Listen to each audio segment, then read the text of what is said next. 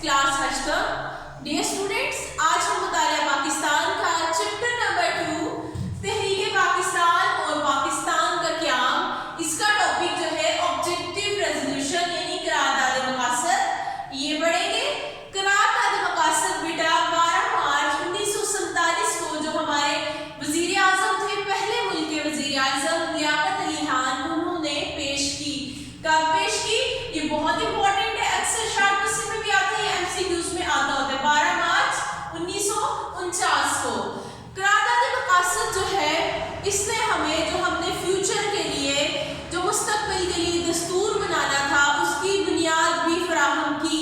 यानी इसको सामने रख के, इसको मद्देनजर रखते हुए हमने जो मुल्क की आइन साजी का काम था वो भी इजीली कर सकते थे। यानी कि करारदाद मकासद जो है एक इनिशिएटिव था, पहला स्टेप था कानून साजी में, ठीक है। यानी कि मुल्क का आइन बनाने में जो पहला स्टेप था वो क्या था? करारदाद मकासद। करारदाद मकासद, ठीक है, इसके कुछ अहम जो है वो पॉइंट्स हैं, ठीक है, इसके कुछ मकासद है, हम उनको पढ़ लेते हैं। इनको आप मकासद भी कह सकते हो, इनको आप अहम नुकात भी कह सकते हो। अल्लाह ताला की हाकमियत, सॉवरेनिटी ऑफ अल्लाह, अल्लाह ताला की हाकमियत, सॉवरेनिटी ऑफ अल्लाह, इसमें वो बताते हैं कि सारी दुनिया का मालिक, सारी कायनात का मालिक सिर्फ अल्लाह ताला है। सारे इक़्तिदार जो है अल्लाह ताला के पास है। उसने कुछ पावर्स जो है वो इंसानों को कुछ इक़्तिदार दिए हैं और इंसान वो अपनी हद में रहते हुए उनका इस्तेमाल कर सकता है। इस्लामी इक़्तिदार की पाबंदी, फॉलो द इस्लामिक वैल्यूज, यानी हमें इस्लामिक वैल्यूज को फॉलो करना है। इस्लामिक वैल्यूज क्या है? आज़ादी, मसावात, मुआशरती इंसाफ, यानी इनको हमने अपने मुआशरे में पाबंद है हम इसके कि हमने इनको फॉलो करना है। इस्लामी तर्ज़े ज़िंदगी, Islamic way of life, Islamic way of life यानी इस्लामी तर्ज़े ज़िंदगी जो हमें इस्लाम में बताया गया है, कुरान सुन्नत, ठीक है, उसके मुताबिक हम जिंदगी गुजारें। अक़लियतों का तहफ़्फ़ुज़, protection of minorities, protection of minorities, minorities वो लोग होते हैं जो कम तादाद में होते हैं, यानी पाकिस्तान में जो गैर मुस्लिम है उनको भी तहफ़्फ़ुज़ दिए गए। बुनियादी हकूक़ की फ़राहमी, प्रोविजन ऑफ फंडामेंटल राइट्स, जी बेसिक राइट्स फंडामेंटल होते हैं, बुनियादी हुकूक, यानी बुनियादी हुकूक जो है वो मुआशरे को दिए जाएंगे। इस हमारे पाकिस्तान के जितने भी लोग हैं, जो बुनियादी हुकूक है, जो बेसिक राइट्स है बेटे, उनका पहला हक है, हर बंदे को वो हुकूक दिए जाएंगे। वफाकी निज़ाम हुकूमत, फेडरल फॉर्म ऑफ गवर्नमेंट, आपको मैंने बताया था प्रीवियस लेक्चर में कि फेडरल फॉर्म ऑफ गवर्नमेंट वो होती है कि एक जो जिसे जमहूरी निज़ाम भी होता है, फेडरल फॉर्म ऑफ गवर्नमेंट यानी कि एक सेंट्रल में हुकूमत होती है, ठीक है, सेंट्रल में एक गवर्नमेंट होती है, फिर वो पावर जो है वो कुछ थोड़ी थोड़ी पावर जो है वो सूबों को दे देती है। जैसे हमारी सेंट्रल गवर्नमेंट जो है इस्लामाबाद में, उसने कुछ पावर जो है वो सिंध को दे दिए, पंजाब को दे दिए, बलूचिस्तान को दे दिए, केपी को दे दिए, सरहद, ठीक है, इसी तरह से सरहद को, यानी सारे सूबों को थोड़ी थोड़ी खुद मुख्तारी दे दी गई है कि सूबे अपना काम खुद से कर सके। कुछ काम जो है सारे मैटर्स में नहीं, कुछ में तो सेंट्रल गवर्नमेंट की लिमिट में ही है ना, यानी सेंट्रल गवर्नमेंट का ही इख्तियार है उनमें, कुछ इख्तियार जो है वो सूबों को दे दिए गए हैं ताकि सेंट्रल गवर्नमेंट जो है हमारी जो इस्लामाबाद की जो सेंट्रल गवर्नमेंट है उसका जो बोझ है वो थोड़ा कम हो जाए। अदलिया की आज़ादी, इंडिपेंडेंस ऑफ जुडिशरी, जी बहुत इंपॉर्टेंट चीज़, यानी अदलिया हमारी जो अदालतों का सिस्टम है, हमारा जो जुडिशरी का सिस्टम है वो इंडिपेंडेंट होना चाहिए, आज़ाद होना चाहिए, ठीक है, खुद मुख्तार होना चाहिए। उसमें किसी किस्म के किसी भी लीडर का, किसी सियासतदान का या किसी बड़ी पार्टी का, हुदादार का, किसी किस्म का कोई प्रेशर नहीं होना चाहिए, तब ही हमारी जो अदालतें हैं वो इंसाफ जो है वो फराहम कर सकती हैं। आगे है उर्दू कौमी ज़बान, Urdu as a national language, Urdu को कौमी ज़बान करार दे दिया गया करारदाद मकासद में, ठीक है। बहुत इंटरेस्टिंग टॉपिक है और आसान भी है। Open your books, page number 37। अब हम इसकी रीडिंग करते हैं, साथ साथ इसको पढ़ते हैं।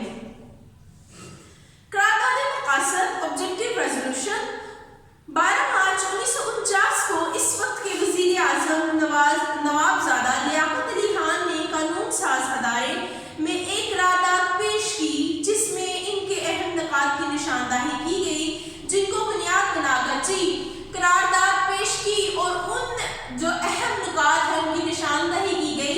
यानी ये जो निकात बताए गए ये इसलिए बताए गए कि इनको मद्देनजर रखते हुए हमने अपने मुल्क की आईन साजी का काम करना है। यानी मुल्क का जो कानून है, हमारा जो कॉन्स्टिट्यूशन है, हमने जब बनाना है तो हमने इन सारी चीजों को फॉलो करना है। कौमी असम्बली ने इस करारदाद मकासद को अक्सरियत से मंजूर किया, मेजॉरिटी जो थी उन्होंने इसको मंजूर कर दिया, इसके हक में वोट दिया। ठीक है, इस करारदाद को उर्फ़े आम में करारदाद मकासद भी कहते हैं। करारदाद मकासद के अहम निकात मदरजा ज़ैल हैं। अब हम पढ़ते हैं कौन कौन से हैं। पॉइंट नंबर 1 है sovereignty belongs to Allah almighty alone. Allah ताला की हाकमियत, सॉवरेन वो होता है जिस पे किसी किस्म का दबाव नहीं होता, प्रेशर नहीं होता, वो खुद बेहतर होता है। तो बेशक अल्लाह ताला की ही वाहिद ज़ात ऐसी है जो सारी कायनात की मालिक है। ठीक है, इस करारदाद मकासद में इस बात की वजाहत कर दी गई कि सारी कायनात का मालिक सिर्फ अल्लाह ताला है और सारे इक़्तिदार इसी को ही हासिल है। बेशक इक़्तिदार मुसलमानों के पास अल्लाह ताला की इमानत है और इस इक़्तिदार को अल्लाह ताला की मुकर्रर करदा हद के अंदर रहकर अवाम के मुंतखब करदा नुमाइंदे इस्तेमाल करेंगे। यानी सारी जो पावर है सिर्फ अल्लाह ताला के पास है, वो सारी कायनात का मालिक है। उसने कुछ जो पावर्स हैं थोड़ी सारी, वो हमारे जो नुमाइंदे हैं अवाम के मुंतखब करदा नुमाइंदे, हम जिनको वोट देके अपने लीडर जो है वो सिलेक्ट करते हैं, उनके पास जो पावर है वो अल्लाह ताला की तरफ से दी गई एक अमानत है। उसको अच्छे से इस्तेमाल करें, लोगों के तहफ़्फ़ुज़ के लिए, लोगों के फ़ायदे के लिए, उसका गलत इस्तेमाल ना करें, क्योंकि वो अल्लाह ताला को जवाबदेह होंगे। पॉइंट नंबर 2 है इस्लामी इक़्तिदार की पाबंदी, फॉलो द इस्लामिक वैल्यूज़। करारदाद मकासद में इस बात की निशानदही की गई कि पाकिस्तान में इस्लामी इक़्तिदार मसलन जमहूरियत, आज़ादी, रवादारी और मुआशरती इंसाफ को फ़रोग़ दिया जाए। यानी इस्लामिक वैल्यूज़ जो हैं जमहूरियत है, आज़ादी है, रवादारी है और मुआशरती इंसाफ है, इनको फ़रोग़ दिया जाए, यानी इनको फॉलो किया जाए। ठीक है, पॉइंट नंबर 3 है इस्लामिक तर्ज़ ज़िंदगी, इस्लामिक वे ऑफ लाइफ। मुसलमानों को इनफरादी और इज्तिमाई ज़िंदगियाँ इस्लाम के बताए हुए सुलूक के मुताबिक गुजारनी चाहिए। गुजारने के लिए बेहतर और मुनासिब माहौल फराहम किया जाएगा। उन्होंने कहा कि इस्लाम का बेसिकली पाकिस्तान का मकसद ही ये था बनने का कि हम अपनी ज़िंदगी जो है इस्लाम के बताए हुए सुलूक के मुताबिक गुजार सकें। तो उन्होंने किया कि इस पाकिस्तान जो है वो हर मौका फराहम करेगा, ऐसा इन्वायरमेंट देगा, ठीक है, कि लोग जो है वो इस्लामिक वैल्यूज़ कुरान और सुन्नत के बताए हुए तरीक़ों के मुताबिक जो है अपनी ज़िंदगियाँ बआसानी गुजार सकें। अक़लियतों का तहफ़्फ़ुज़, प्रोटेक्शन ऑफ माइनॉरिटीज़। पाकिस्तान में रहने वाले तमाम गैर मुस्लिम शहरियों को अपने मज़ाहब और अक़ायद के मुताबिक ज़िंदगी गुजारने का मुकम्मल तहफ़्फ़ुज़ फराहम किया जाएगा। यानी पाकिस्तान में जितने भी मुस्लिम्स के अलावा जो नॉन मुस्लिम लोग हैं, ठीक है, गैर मुस्लिम हैं, उनको ये आज़ादी हासिल है कि वो अपने अपने जो मजहबी फ़राइज़ हैं उनको सरअंजाम दे सकते हैं बग़ैर किसी पाबंदी के। देखिए पाकिस्तान में मंदिर भी हैं, चर्च भी हैं, ठीक है, जिस मज़हब के, गैर मज़हब के यानी मुसलमानों के अलावा जो गैर मुसलमान हैं उनकी इबादत गाहें भी हैं, किसी किस्म की कोई पाबंदी नहीं है, वो आज़ादी से अपने मज़हब को प्रैक्टिस कर सकते हैं। बुनियादी हकूक़ की फराहमी, प्रोविजन ऑफ फंडामेंटल राइट्स। तमाम शहरियों को नस्ली, मुआशरती, मुआशी और मज़हबी तासुब के बगैर तमाम शहरी हकूक़ फराहम किए जाएंगे।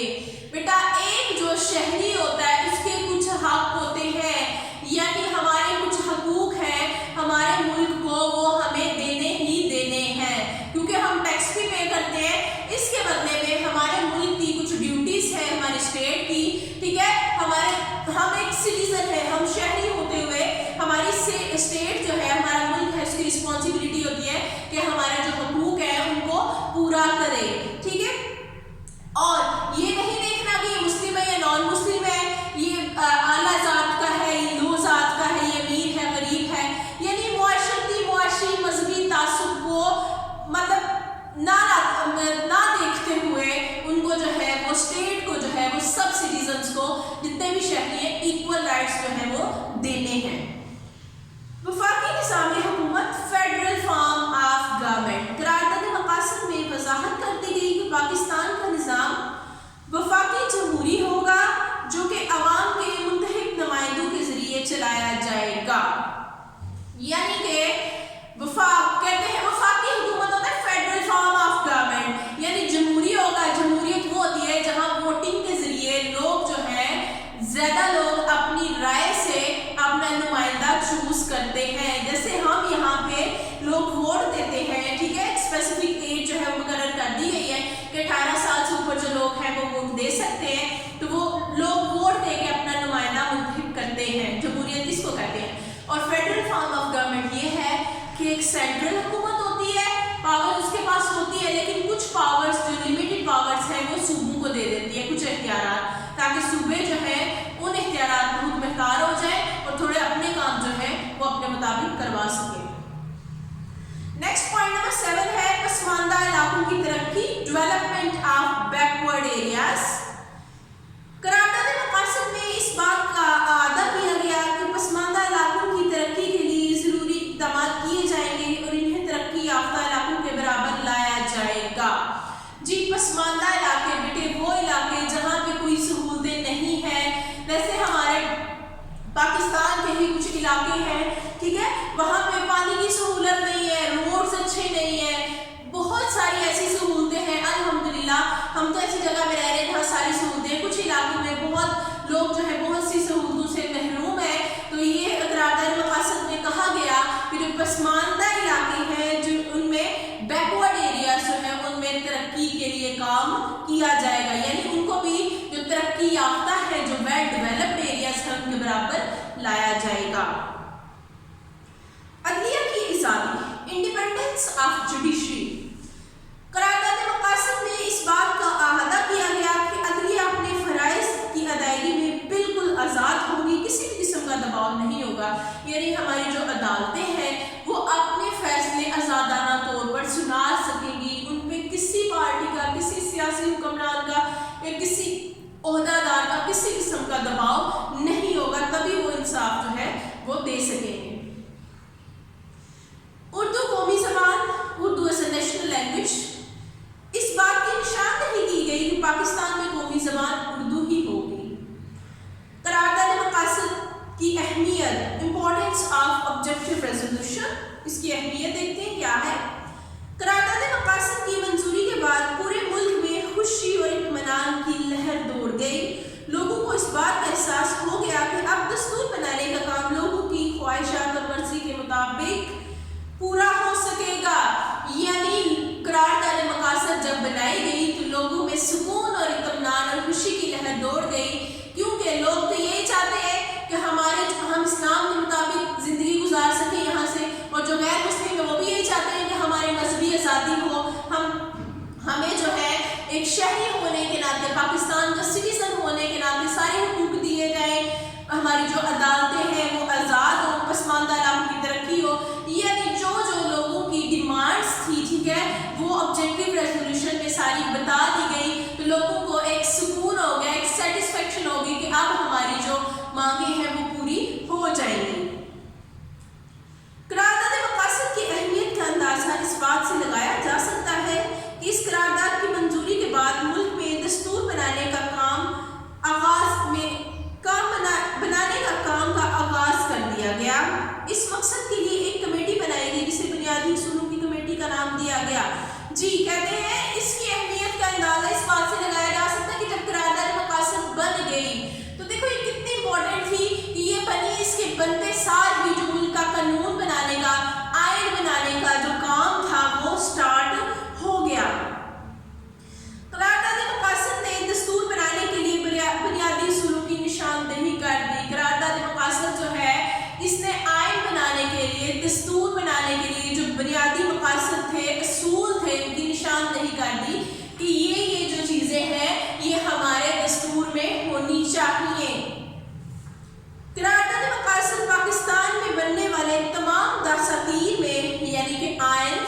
ٹھیک ہے. ساتھ ہی جو بھی ہے ہمارا 1956 کا آئین ہے, 62 کا ہے, 73 کا ہے, ٹھیک ہے, کہ ابتدائی یعنی پریمبل پہلے حصے میں قرارداد مقاصد ہمارے ملک کے جتنے بھی آئین بنے ہیں ان کے پہلے حصے میں قرارداد مقاصد کو شامل کیا گیا ہے.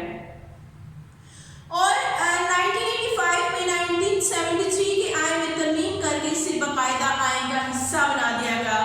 جی 1985 میں 1973 کا جو آئین تھا اس میں ترمیم کر کے اس کو باقاعدہ قرارداد مقاصد کو آئین کا حصہ بنا دیا گیا. بیٹے آج ہم نے قرارداد مقاصد جو ہے پورا ٹاپک کور کر لیا ہے. بہت ہی آسان ٹاپک ہے, انٹرسٹنگ بھی ہے اور امپورٹنٹ بھی ہے. آپ اس کو اچھے سے پڑھیں. کسی چیز کی سمجھ نہیں آتی تو آپ میرے سے پوچھیں. السلام علیکم, اللہ حافظ.